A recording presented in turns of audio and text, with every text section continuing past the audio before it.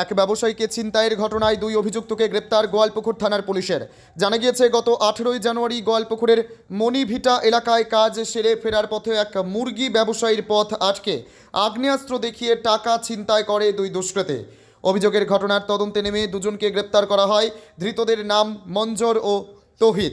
এদের বাড়ি স্থানীয় চৈনপুর এলাকায়। তাদের আটক করে জিজ্ঞাসাবাদ করার পর বাড়িতে তল্লাশি চালিয়ে একটি অত্যাধুনিক পিস্তল, ম্যাগাজিন ও 4 রাউন্ড কার্তুজ উদ্ধার করে পুলিশ। উদ্ধার হয় ছিনতাই হওয়া 32,000 টাকার মধ্যে 5,000 টাকা। বাজেয়াপ্ত করা হয়েছে। ঘটনায় ব্যবহৃত 2 বাইক ও তাদের মোবাইলও। তাদের সঙ্গে আরও কেউ আছে কিনা তা খতিয়ে দেখছে পুলিশ।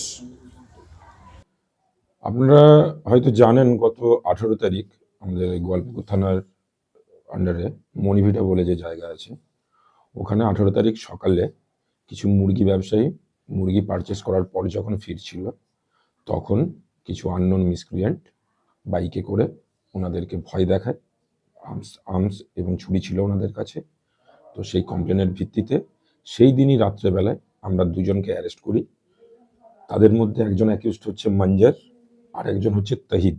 এদের দুজনেরই বাড়ি হচ্ছে আপনার চৈনপুর, গোয়ালপুকুর এই এরিয়ারই এনারা বাসিন্দা।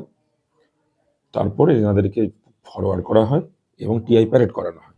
টিআই প্যারেডে কমপ্লেনের এনাদেরকে আইডেন্টিফিকেশন করে এবং পিসি রিমান্ডে নেওয়ার পর এদেরকে জিজ্ঞাসাবাদের পর এরা নিজেদের অপরাধ স্বীকার করে এবং তারপর আমরা যখন রেড করি ওনাদের বাড়িতে, সেখান থেকে আমরা একটা ইম্প্রোভাইজড পিস্তল, একটা ম্যাগাজিন, 4 রাউন্ড লাইভ অ্যামিউনেশন এবং ছিনতাই হওয়া 32,000 টাকার মধ্যে আমরা অলরেডি 5,000 টাকা রিকভার করেছি এবং দুজন অ্যাকিউজডের 2টো মোবাইল।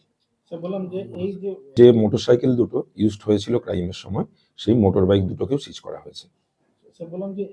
এখনো অবধি আমরা কোনো লিঙ্কেজ পাইনি, বাট আরও যে দুজন এই ক্রাইমটার সাথে অ্যাসোসিয়েট ছিল, আমরা ওনাদেরকে ট্রেস করার জন্য করছি।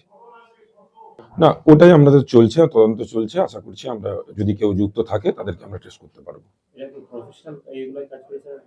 না, এখন অবধি সেরকম কিছু পাওয়া যায়নি আমাদের কাছে, কারণ প্রিভিয়াসলি কোনো রেকর্ড এখন অবধি আমরা পাইনি। আমরা দেখছি, তদন্ত চলছে, আমরা দেখছি।